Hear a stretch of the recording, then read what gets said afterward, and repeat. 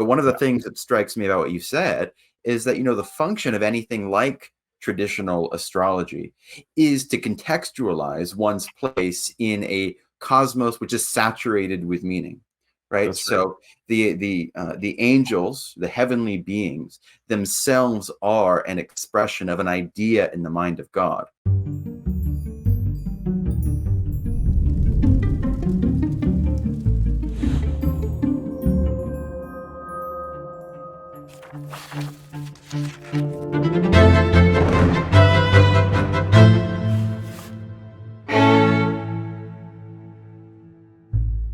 Hi, everyone. This is Sarah from Hamilton, and today I'm very excited to have Richard Rohlin on the channel. Many of you probably know of Richard from Jonathan Peugeot's channel and Symbolic World, where he's discussed a number of different histories in terms of universal history, understanding the history of various people groups in terms of the master story, which is given to us in Scripture and in the history of the church. And today I'm really excited to have Richard on to talk about a subject which is near and dear to my own heart, which is the meaning of the heavenly bodies and celestial symbolism. And hopefully we can get into how this kind of intersects with Richard's own thoughts on universal history and things like that. So thanks for coming on. Thanks, man. I'm very happy to be here. Always good, speaking of heavenly bodies, always good to meet another seraphim. There's a sort of a meme about men who convert to Orthodox Christianity taking the name seraphim. Like, it seems to happen a lot, but I'm one of those people, and so are you. So that's great. So I'm very happy to be here. Watched some of your stuff here and there, and it's great. And yeah, just pleased to finally get to talk to you. So where do you live? I don't even know. I live in Virginia. Yeah. Okay. Yeah. Very cool. So very good. It is funny about Seraphim. I just picked him because the saint really kind of resonated with me. But still, for a long time, I just went by my legal name, Thomas, and then people started spontaneously calling me Seraphim. So it's interesting because at my parish, everyone just knows me as Seraphim, and most of the people there, I think, don't even know that I do things like this. Obviously, my spiritual father knows, and some of my closer friends and God family know, but most people, I think, don't even know that I do things like this. And I still go by Richard online because I don't know, like maybe one of these days I'll change it. But it's like a Tolkien character, you don't lose names, you just pick them up as you go, So, but for sake of clarity today, I'll just go by Richard, and that way people will know who you're addressing. They won't think you're talking to yourself. So yeah. So Richard, you're a medievalist. So in light of kind of your background in the medieval world, when we look up at the sky, would you tell us the difference between seeing it as outer space versus seeing it as the heavens, which is something C.S. Lewis talks about, which resonated with me deeply? Yeah. Well, so I have certain sayings, you could say, which are sort of like it's like a little bit of a litmus test for people. Someday maybe I'll put them together into like sort of like an actual test maybe people could take. But one of the things that we like to say here, we have a little group of people who get together each week to read pre-modern literature and stories together. And one of the sort of the core statements of our philosophy is that stars and planets are angels. And the funny thing is that people, when I say this, they very often they'll freak out a little bit, and they'll say, okay, but you do believe stars exist, right?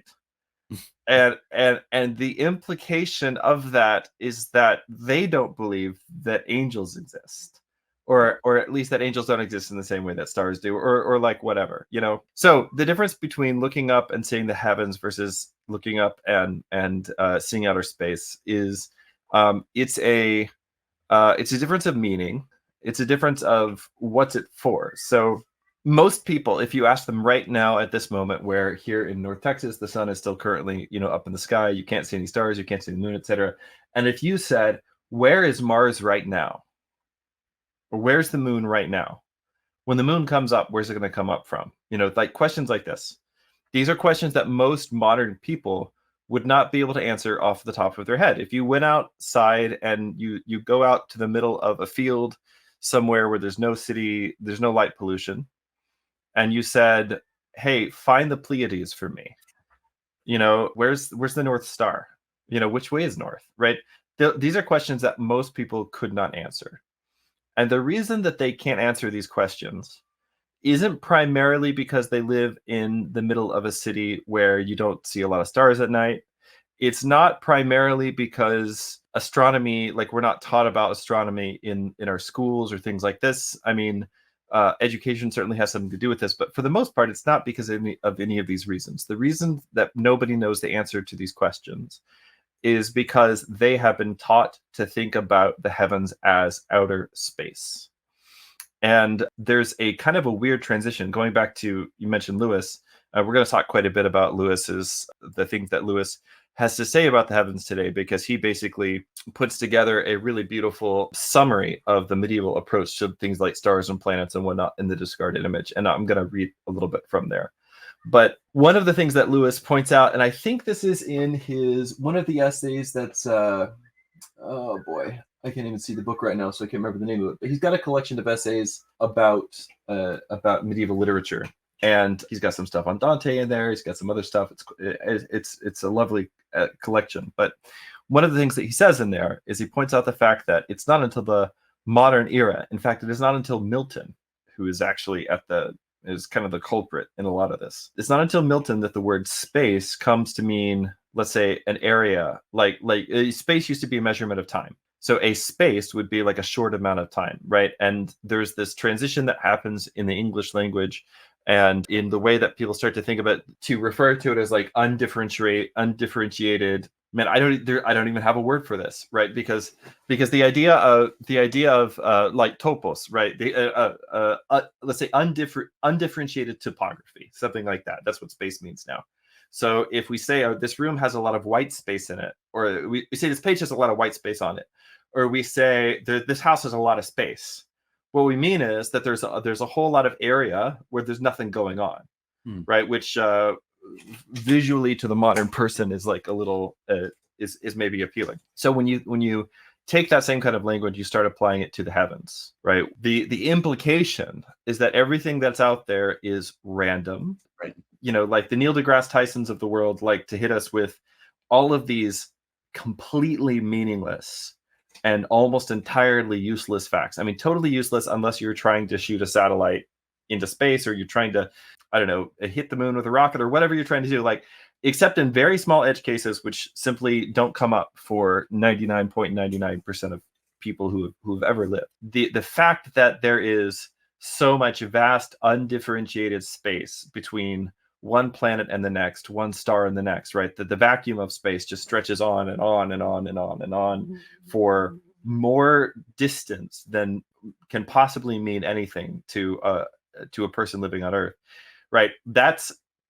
Those are the kinds of facts that these people find impressive. Yeah. And those are the kinds of facts which, while they may be perfectly true in terms of measurements, certainly aren't true in the way that, let's say, that they communicate something real about the heavens, right? Yeah.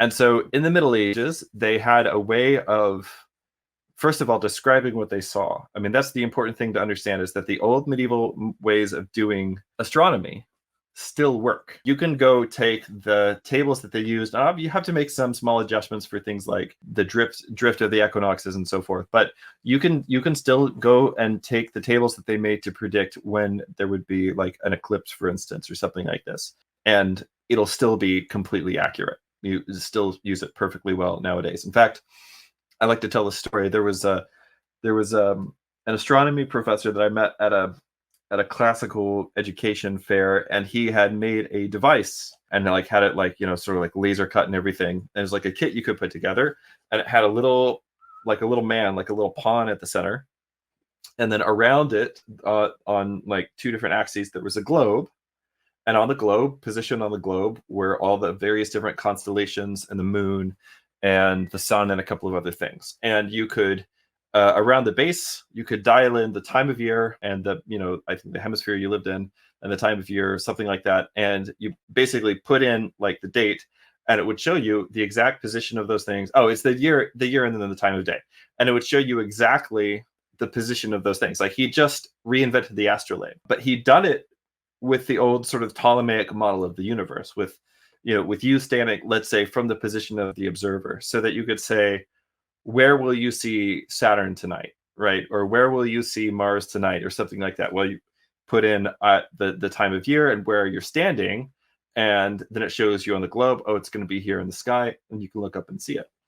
And he told me he made this because because he taught astronomy, on a university level to graduate students, and he had people coming in who had never actually done any naked eye astronomy at all, and they just had no idea. These are people who are preparing to spend their entire lives staring through a telescope, trying to identify previously unidentified interstellar objects, right? Yeah, and they're going to name it X123 4, and that's going to get them tenure or whatever. Like I don't want like all the astronomers out there who watch this to like just like come at me and be like, you're saying what we do is rubbish. No, I think it's very impressive and super cool, and but also like it's a very different set of concerns than what they had in the ancient world. And so what he realized was that the people that he was teaching, who were supposed to be astronomers, didn't actually have a relationship with the things that they were planning on studying. Yeah. And so he created this originally as a tool to basically teach undergrads, and then later on started selling it to kids in like classical schools and stuff. But created it as a tool for undergrads to actually be able to get a sense for the world. And so to go back to your original question, in the ancient world, when they thought of the heavens, they didn't think of vast undifferentiated space. They didn't think about something that was like totally, chaotic, or let's say unknowable. Let's say maybe they did think of it as unknowable in a certain way, but unknowable because it was so full of meaning, not because it was because there was no meaning, right? Right. And they saw it as a place, that was ruled and governed by divine realities. Yeah. And this is even all the way back in the Lord's Prayer, "Our Father who art in the heavens." Actually, that's what that says, in the heavens, right? We don't mean that there's a imaginary place called heaven. We're talking about the heavens, right? Yeah. As a reality that you can see when you look up at the sky. Right. Yeah. So this is one of the things I think, what you say about astronomy is actually, I think, true as well for people who are stereotyped even as kind of the more superstitious people who allegedly have 100%. A more pre-modern idea of the world. Sorry?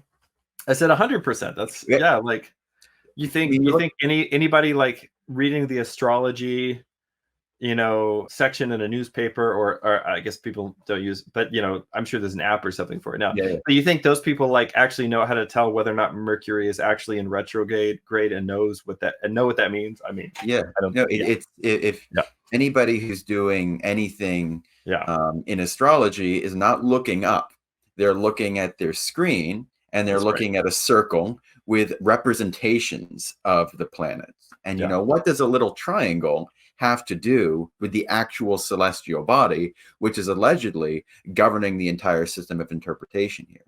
But one of the things that strikes me about what you said is that, the function of anything like traditional astrology is to contextualize one's place in a cosmos which is saturated with meaning. Right. So the angels, the heavenly beings themselves are an expression of an idea in the mind of God. And the idea, I think, is that when you look up at the heavens, when you look up at a star or a wandering star or a planet, what you're looking at is a visible representation of that idea.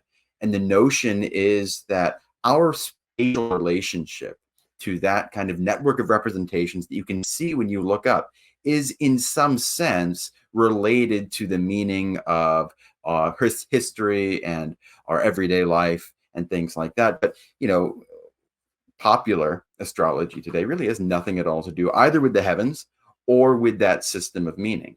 And I realized actually this the other day when you talked about who can actually say when or where the moon is going to come up tonight. Well, that's true about kind of our system of our directions and the way that we conceive of directionality to begin with, right? So if we think of north, south, east, west, what we're thinking of is we are kind of projecting ourselves above the earth, looking down at a map, and then thinking of where north is on that map. Yeah. Whereas traditionally, or what I imagine would be true in most traditional cultures, is you're thinking about yourself in relation to where the sun is in the sky at that particular moment in time. So there are some cultures without even a word for north and south. They would just say, well, north is the direction that I'm facing when my left hand is towards the sunrise or something like that. Well, I mean, this is what even the word south means, right? It's tied towards the direction the sun is at a certain time of day. That's what that's etymologically, that's where it comes from. Yeah. And so if you take seriously, I think the idea that these meanings are really embedded in creation, this is a real feature of the world in which we live, then trying to assimilate that to the way in which we frame reality, I think can situate one much more richly in the actual kind of God-centered world. Yeah. So my question for you is, in what way is it possible for us to actually live in terms of that world? In what way is it wise for us to live in terms of that world? How can we intuitively start to assimilate that? Because I'm all into symbolism, but even now, after 10 years of being super into this, I still have trouble kind of intuitively living there. I have to remind myself constantly. Yeah. Man, that is a hard question to ask. See, if I'd known you were going to ask that question, I would have suggested we talk about something else. So the reason this is a hard question to ask is because there's no answer that's not going to sound totally crazy and maybe even a little heretical. Typically speaking, when we're resisting the idea of astrology, what we're resisting is a particular sin, a particular kind of magic that the scriptures call divination. And divination is completely proscribed, completely banned, except for the times that it's okay in the Bible. Right. Because there are things that Israel is allowed to do. They have Urim and Thummim. We don't exactly know what that is, but it's some kind of like casting lots. And the apostles seem to do something similar. And there are even in the book of Acts, and there are even examples throughout church history of where, like, even to do certain things like select a new patriarch, or a new metropolitan or something like that, they'll actually take the names of the candidates that people have prayed about and voted on, but then say they have 3 candidates, and they'll put them in a box and put that box in front of an icon of the Mother of God and leave it, and then come back the next day and draw one of the names out and trust that God is going to choose the person that's right for this particular job, right?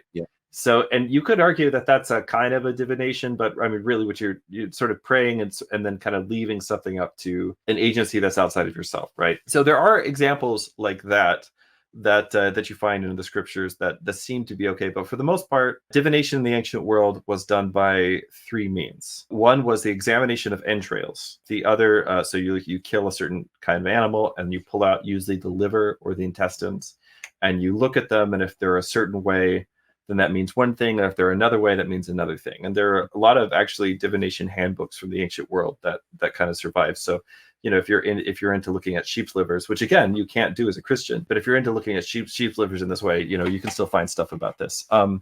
There's also the examination of the flights of birds. So this is a big thing in Greco-Roman divination rituals in particular. This is what it means to be an augur, by the way. That's what an augur did. An augur is somebody who examines the flights of birds, and certain birds, and how they fly and where they fly and what kind of bird it is, and all these different things. These tell you things about what's going to happen in the common battle. So, for instance, an eagle, which is the bird of Zeus, if he flies on your right hand, which is the arm of strength, the arm of victory, then you're probably going to win the battle, right? That's the idea of augury. And then the third way that people practice divination is by looking at the stars, looking at the heavens. The idea here, and this is common among ancient pagans, it's also common among ancient Jews, and even among ancient Christians, as I'll talk about, is the idea is that there is a heavenly reality which is recapitulated on earth in some way. Right. And so for the ancient Greeks and Romans, if the planet Mars is somewhere, is in a certain part of the sky, or it's having a conjunction with Jupiter or something like this, that those planets, Mars and Jupiter, really do correspond in some meaningful way to the gods Mars and Jupiter, which doesn't mean that they are the god, but you could say it's like a hypostasis of the god or a body of the god or something like this. Right. But in other words, that the things that are happening in the heavens mean something, and the thing that they mean is real, and it's recapitulated by what's happening on Earth. But the difference between what's happening in the heavens and what's happening on Earth is that there's this boundary at the moon. And as Lewis talks about in The Discarded Image, this is one of the most important ideas in the medieval conception of the heavens, is that there's a boundary at the moon, and things that are above the moon are more or less changeless. One of the things that actually kind of, I think it's a little overstated, but the first time that that medieval astronomers saw a supernova, and so you've got something changing up beyond the moon. I mean, this was like a kind of a catastrophic, portent, kind of a catastrophic moment, because things aren't supposed to change, beyond the circle of the moon in this particular conception of reality. Yeah. So, and then beneath the moon, things are changeable, subject to time and death and decay. Okay. Yeah. So, whatever is out there in the universe or in the cosmos really is going to be will be recapitulated on Earth, but it'll be done, but it'll happen in kind of an imperfect way. And this is why divination is not like 100% reliable, right? So anyway, all of this to say, the thing that we need to avoid is divination. And when I say divination, what we really need to avoid is looking out at the stars and the planets and things like this and trying to figure out, so does this mean I'm going to meet somebody? Does this mean I'm going to win the lottery? Right. Which people, I mean, the thing is that most people still practice divination in some way or other, but they don't usually use the stars and planets. They use statistics and they use other things, right? Like most of the time, I mean, a data analyst, which is my profession, right, is actually just a diviner. That's what, you consult the entrails of things. In this case, you dig down beneath the formal causes of society, and you extract a bunch of numbers, right, which aren't it's not a living body itself, but it's like looking at a thing's entrails, and then based on all these numbers, you try to make a prediction about what's going to happen in the future, right? Yeah. Data analysis, and this especially goes for any time money is involved, right? Like stockists and analyzing stocks and things like this. That's essentially a form of modern divination. So most of the time, people aren't really in danger of believing that Mercury is in retrograde, and therefore this would be a bad day to do X, Y, Z. Like I would guess that the percentage of people for whom that is a real consideration is very low. That would be my guess. Sure. So all of this to say, divination is bad. We should not do it. It's something that the church very strictly proscribes. That being said, did Christians in the Middle Ages believe that what happens in the heavens, the stars and planets, has no impact on my life? No. They did not believe this. Nobody believed this. I mean, this is one of the big questions that's talked about in the Divine Comedy. This is one of the big things that Dante asks Virgil about, because he's really struggling with this idea. And what he's actually doing is expressing an anxiety that people had in his day, which is really about fate and free will. Right. And whether or not, but in this particular case, he says, well, do we have our own free will? Like, are humans totally free to do whatever we want? Or are we just at the whim of the stars, like what's happening in the heavens? Like, are we just at the whim of you're born under an evil star, so something bad is going to happen to you? And what Virgil says, what Dante says through Virgil, Dante the poet, right? What he says through Virgil is that it's neither, like it's somewhere in the middle, right? And the way to think about this, if people are still too weirded out by thinking about stars and planets, the way to start by thinking about this is we all believe that we can be affected by the things in our environment, right? We all believe this, and so nowadays, like we I don't know, like we have basically a superstitious belief in like if you're very like crunchy or into health foods, right? You have essentially what is a superstitious belief in the ability of the food that you eat to determine the person that you become, right? Right. Yeah. And so now it's like, well, what if it's fluoride in the water, or what if it's microplastics, or what if it's like all these things that you can't see?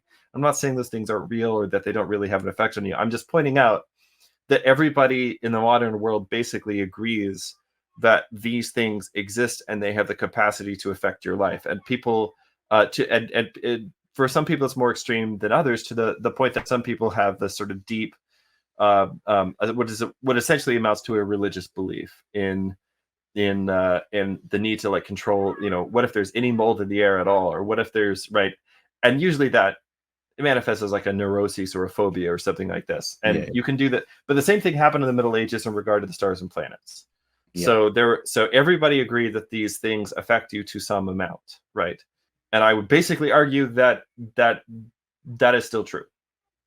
But some Yeah. people were like neurotic about it, and so those are that's part of what Dante's trying to address. So what Right. Virgil says is it's neither one. He says that you're born with certain predilections, right? You're born with certain tendencies, natural tendencies, and even if you don't believe stars and planets have anything to do with this, like I said, most people believe in DNA, which is also a thing you can't see. Basically, one of the weird things about the modern world is that we blew up space to be so vast and meaningless that now we attribute meaning always has to be attributed to the smallest thing that you can't see. So it's all about DNA and electrons and microbes and viruses, and like those are the things that actually affect your life, right? But the really big stuff is kind of like out of the picture now, and so it's an oversimplification to say that the ancient world is top down while the modern world is bottom up, but there is something about that. I think that is true. Yeah. So, yeah, go ahead. I think, one of the things that we should keep in mind about celestial influences is that fundamentally everybody still believes that celestial bodies have an influence on what you do and your inclinations. I mean, even in a way that seems very closely analogous to what might be considered traditional astrology, right? Like you go outside, you spend time outside, you're in a better mood, you're more likely not to snap at your wife or snap at your children. You spend time just soaking up the sun, it's going to affect you in a certain way. And the question, I think, is how detailed and specific is that influence? And how explicable is that influence in terms of what we would consider modern science? Or, everybody believes today that the moon pulls water back and forth. Yes. And that has effects on us. The question is, are we going to be reductionist about this and say, well, everything about those influences can be explained in terms of gravity and so on and so forth? But, the fathers of the church, from what I've read, their critique of traditional astrology is very much focused on, as you pointed out, determinism. That the stars do not determine or dictate the course of your life. And this is also, I think, the idolatrous element in the way a lot of people treat the heavens or treat the stars or treat astrology, which is that when they want to ask the question, what should I do?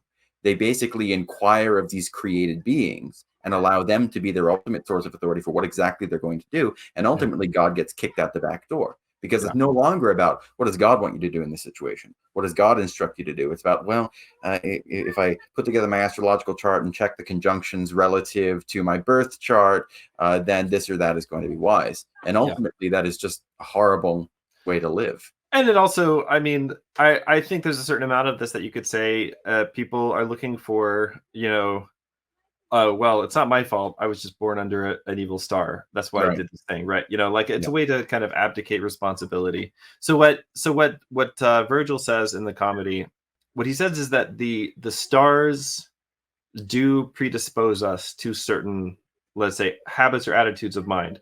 Nowadays, we would say, because we're bottom up, we would say, well, in your DNA or you're hardwired to XYZ, like, so we talk about it in that way. But what we'll still say is that we're predisposed to certain, you could say like personality traits or certain intellectual capacities, things like this.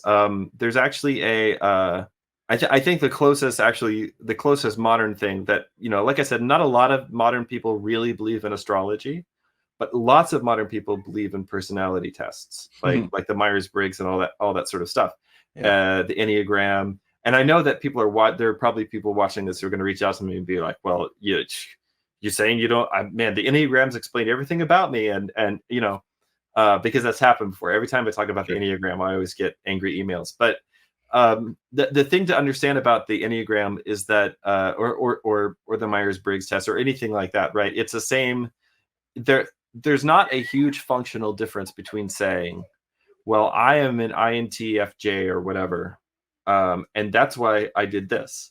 there's not a huge functional difference between that and saying I was born under the house of Jupiter, and therefore I did, I'm predisposed to act in a certain way, right? And Yeah. actually both you might be able to make an argument are true in some certain way. Although I know there's like a lot of skepticism now about Myers-Briggs in particular, but anyway, I'm not interested in that.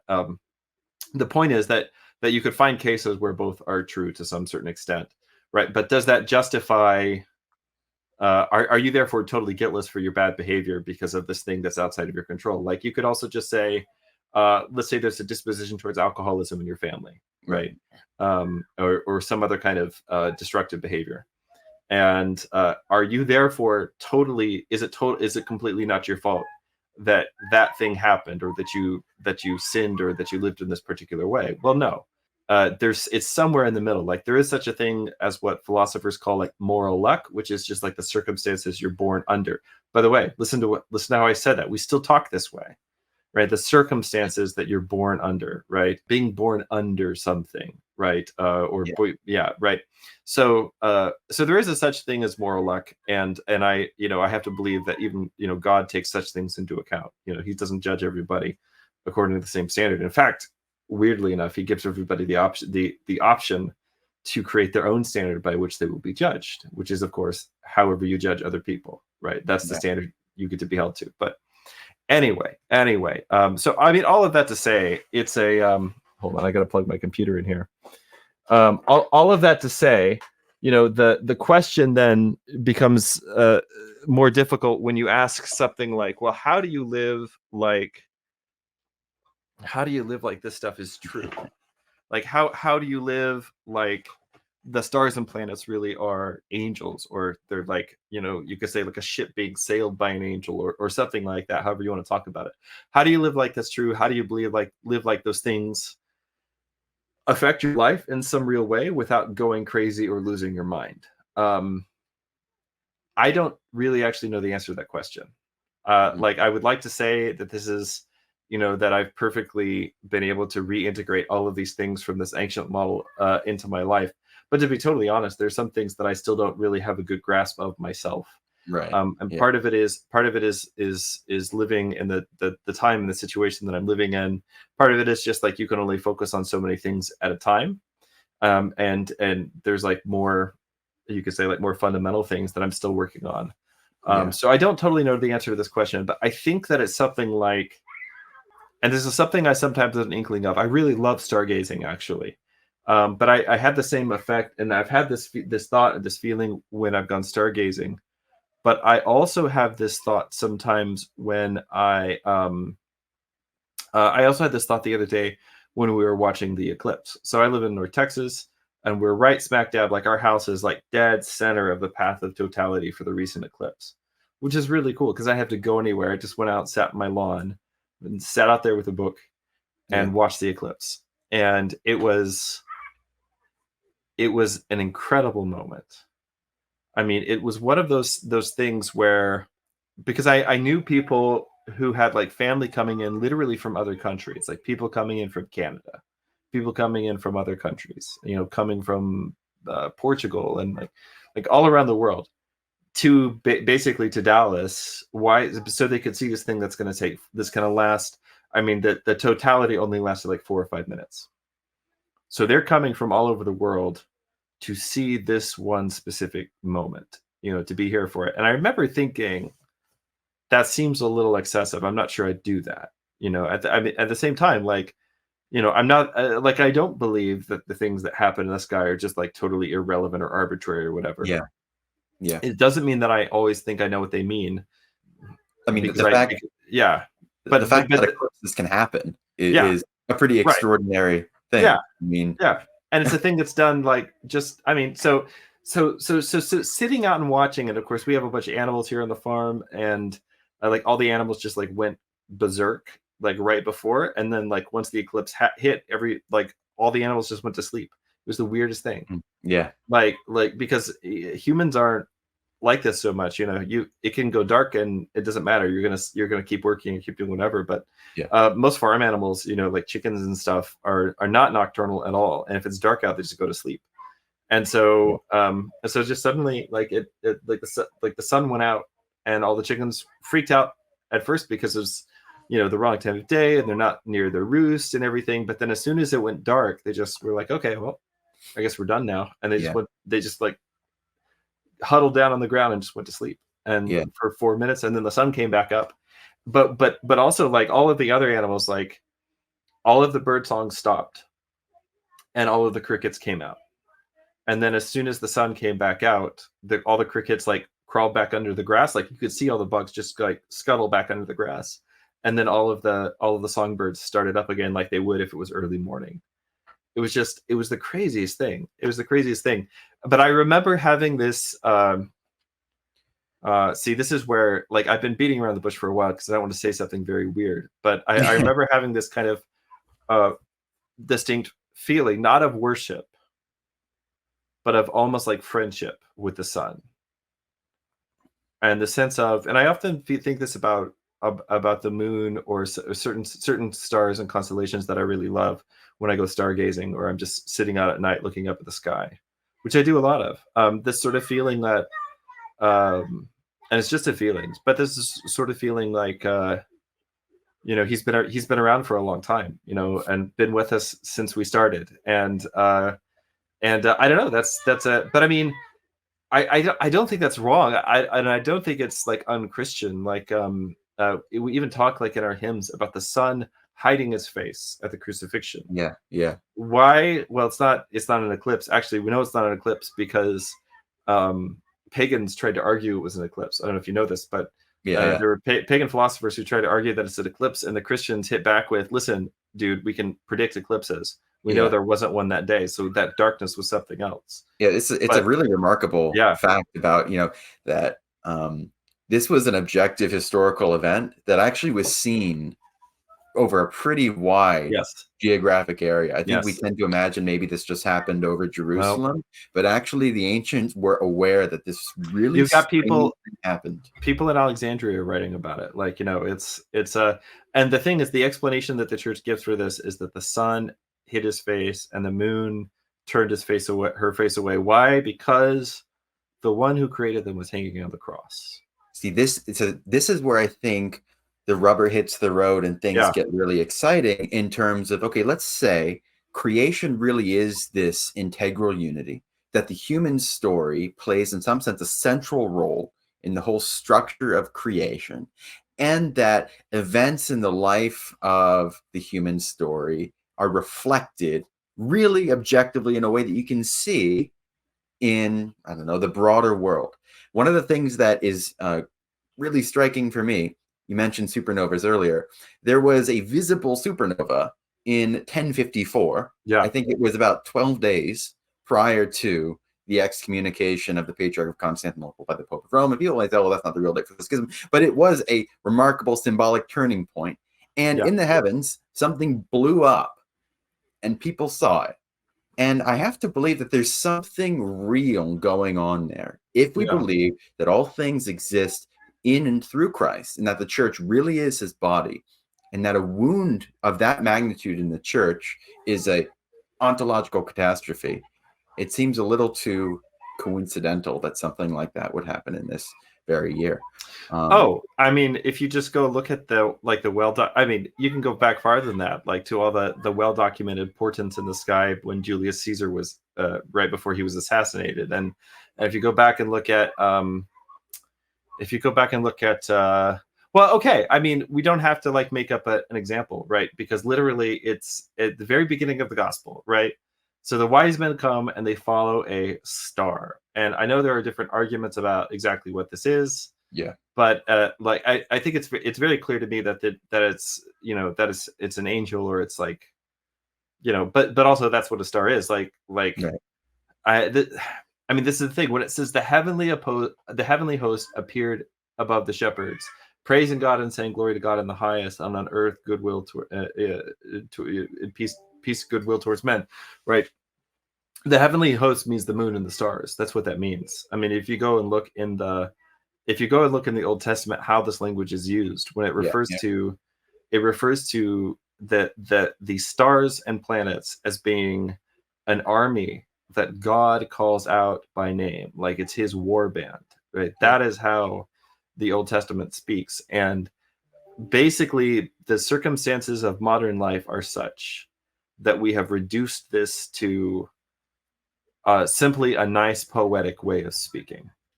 Yeah. And what I would like to dare people to do without falling into paganism, like, don't go worship the sun, like, because we have the Son of Righteousness, right? But if you understand, like, you don't really have to be afraid of this if you understand that okay, so like most Christians, at least traditional Christians, will believe that there are certain people who have an iconic role, right? Certain people have an iconic role in the community. Even let's take something that's pretty non-controversial for most people, and that would be the idea that the idea of fatherhood, right? So we say God is a father. This is, or the Father is a father, and this is something we know. In fact, it's the only thing that we know about the Father in terms of how the Holy Trinity knows itself, right? Everything else, every other name that we have to give to God is a name that's based on, let's say, our experience, right? Something that describes his energies. Like we could say God is creator, but he hasn't always been creator from the standpoint of, that the world hasn't always existed or whatever, right? And I understand difficult, hazardous language and difficult territory that I'm striding into, but you know what I mean. This is a pretty well understood idea.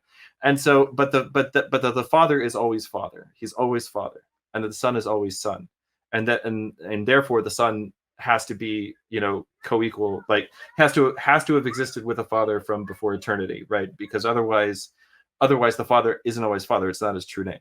Saying all this to say, only God's fatherhood is true fatherhood, right? That's what it means to be a father.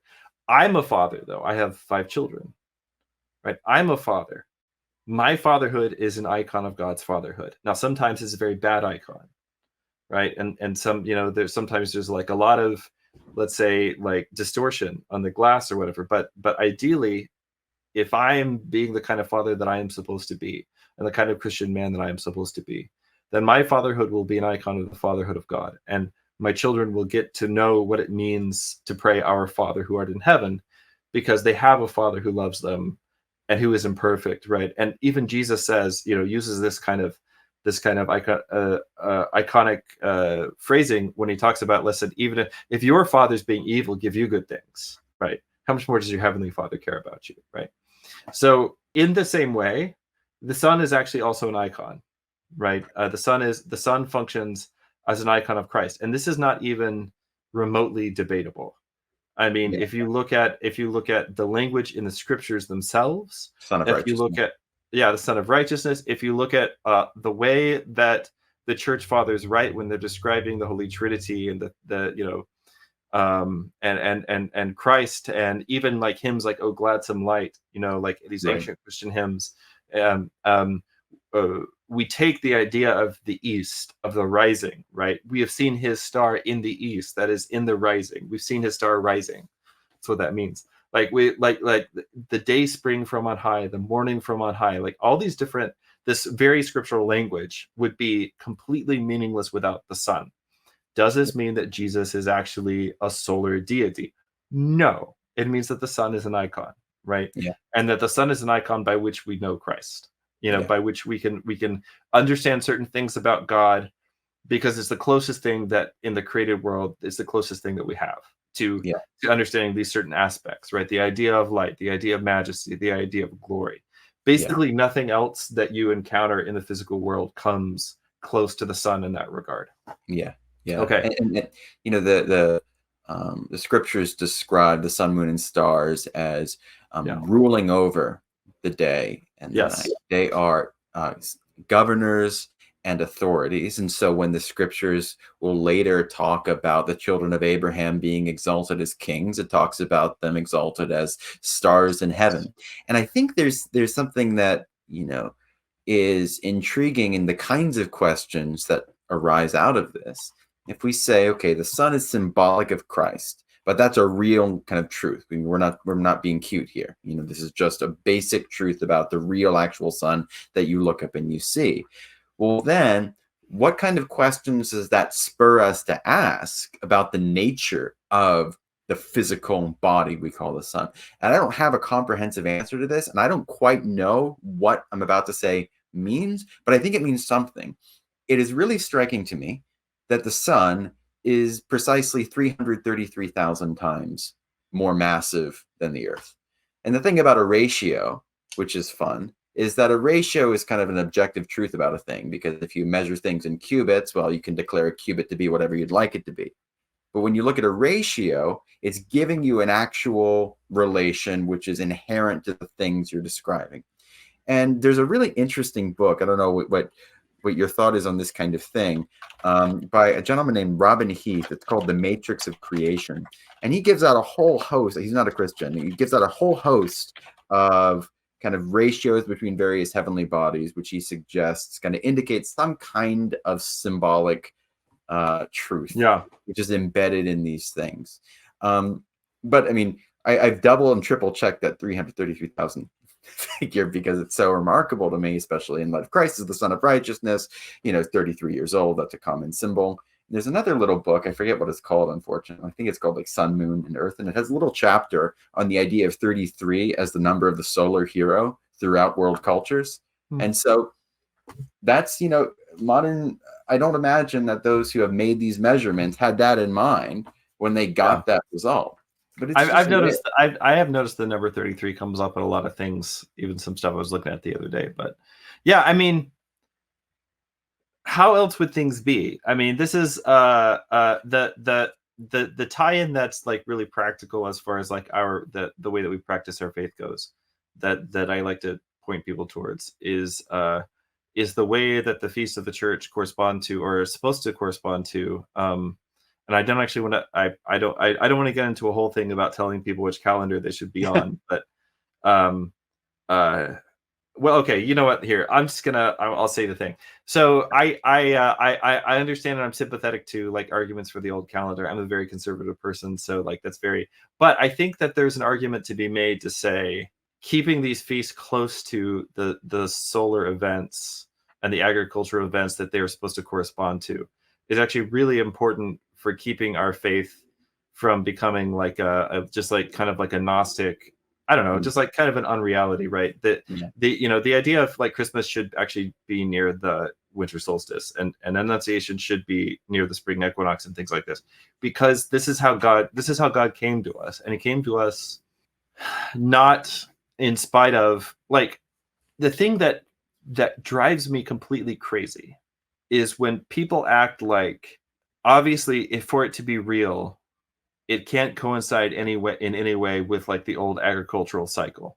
Like, so Jesus was probably born in September, and the only argument that anybody has really at the end of the day for why Jesus is probably born in September is because it just makes too much sense for him to be born at Christmas. Yeah. Like the light coming in at the darkest day of the year, right around the solstice, and like all these different. That's too convenient. It makes too much sense. But listen, there are only 365, 0.25 days in the year. Like, if you're picking a day when these things are going to happen, like why would you pick a meaningless day? Like, why wouldn't it happen in this cycle, which is ultimately an astronomical cycle, right? So actually, stars and planets do affect your life, and here's how, right? Because the weather changes based on where the sun is, like, right? Like the weather changes, when winter turns into spring, the weather changes. When spring goes into summer, the weather changes. And these things affect everything in your life, including, by the way, your moods.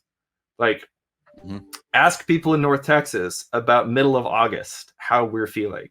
You're going to get a different answer than you will today when it's really beautiful outside, right?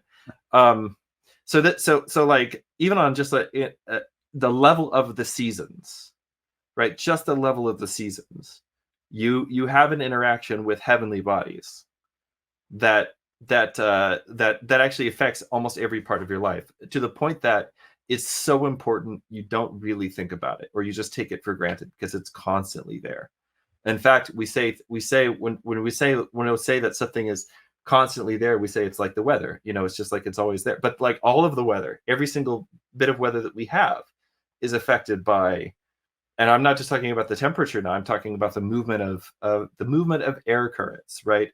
When Right. it's going to rain, all these different things are all totally affected by heavenly bodies. So yeah, that's it. Like that stuff, it's not too hard to then sort of abstract that out. And I think that what the scriptures do is they just come out and say it, right? The heavens declare the glory of God, and the firmament, proclaimeth his handiwork. And then the psalmist goes into talking about basically the movement of the sun across the sky, right? But then what the New Testament does is picks that up, and therefore the services of the Orthodox Church pick that up, and we take these words about the moon and the stars and the way that they declare the glory of God, and we now apply it to the apostles. And so, like, the prokumenon verse for a feast of one of the apostles is, their sound has gone forth into all the world, and their sayings to the end of the universe, right? But the song that David wrote that about the stars, right? Yeah. And so there's this way in which we become like stars, we become equal to angels, we take the place of stars, we rule over angels, all these different ways that you want to say this stuff. That's so baked into the language of scripture that I think it's really easy to take it for granted. But Yeah. none of those things, to go all the way back to your original point, none of those things make any sense if it's just space. I'm certainly not trying to like promote some kind of a solar religion, but the thing that the sun does in the sky actually affects your religion, even if you're a Christian, especially if you're a Christian. Like, it does affect your faith. It does affect, when you celebrate certain things, right? It affects when you determine, actually, no matter what calendar you're on, it does affect, when you determine the date of Easter, and so on. Like, it affects all of that stuff. And Yeah. so do the stars and planets affect your life? Obviously, yes. I mean, manifestly, you'd have to, if you even think about it for a few minutes, like we've been doing here, the answer is yes. Now, I think that you can go farther than this. And I think that, but it's going to require, like, first of all, it just requires more knowledge about these things than I have. Like, I'm an astronomy appreciator, certainly not an expert, and so it's going to require, and probably one of the things that needs to be done, and this has got to be done by somebody with the right brain, which I'll just say it won't be me, but is that somebody's got to start going through and looking at, we got to go back and look at, like, Boethius's text on astronomy and math, and Plato's stuff on the heavens, and, like, actually start going back and looking at the hard bits, like the hard science, which for them, you can't actually do philosophy unless you know mathematics. And nowadays, like, you have, like, I don't know, like, liberal arts people, and then people who like math, but actually math is a liberal art, as anybody in the ancient world would have known. So Yeah.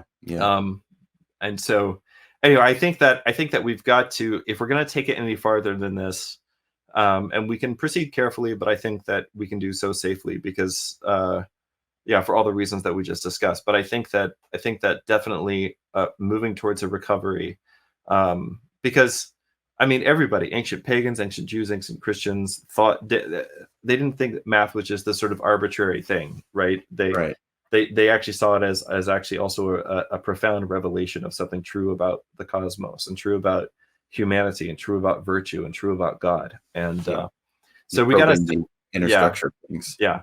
So we're going to have to start recovering some of that. I think that if we're going to get back to this, get back to a framework that then has a place to sort of start integrating modern science, which I think, again, we could safely do. It's not a problem for the old model, because the old model has room inside of it for the current one. But we have to, I think, start taking the old math seriously again.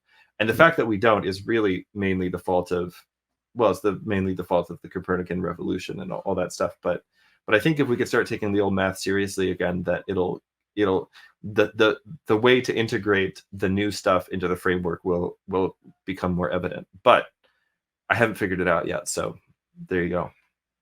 Well, there you go. That is the commission for some viewer in the audience who is going into the sciences. I mean, I really think, actually, if the world is really structured this way, then if it really is symbolic, then being able to think in symbolic terms and qualitative terms should actually generate interesting questions with interesting answers in their own right about the material and concrete structure of creation. So there you go. So some viewer out there is going to lead the charge. So thank you so much, Richard. I've really enjoyed this, and by God's will, we can have you on again at some point in the future. Thanks for having me, Seraphim. Of course. If you enjoy this content, please consider supporting this channel as a patron or paid Substack subscriber. I post reflections on Scripture 6 days a week, and 3 of these posts are exclusive to those who are patrons or paid subscribers on Substack at $5 per month. At $10 per month, patrons have access both to all of my written content as well as to weekly exclusive videos of about a half hour per week. At $30 per month, patrons have access to all of the preceding as well as a weekly class on the Old Testament of about an hour to an hour and a half each. Finally, at $35 per month, patrons receive access to all of my written and recorded exclusive content, as well as the ability to schedule monthly calls of 1 hour every month as long as you remain a patron at this level. You can also access these benefits through channel memberships on YouTube. Please also consider purchasing my lecture sets, Answering Protestantism from the Bible, 17 hours, and Answering Calvinism from the Bible, 6.5 hours. These can be purchased either individually or together for a discount. All links are in the description box and pinned comment. Your support, both financially and especially through your daily prayers, is what enables me to produce regular, high quality, and original content. Thank you so much.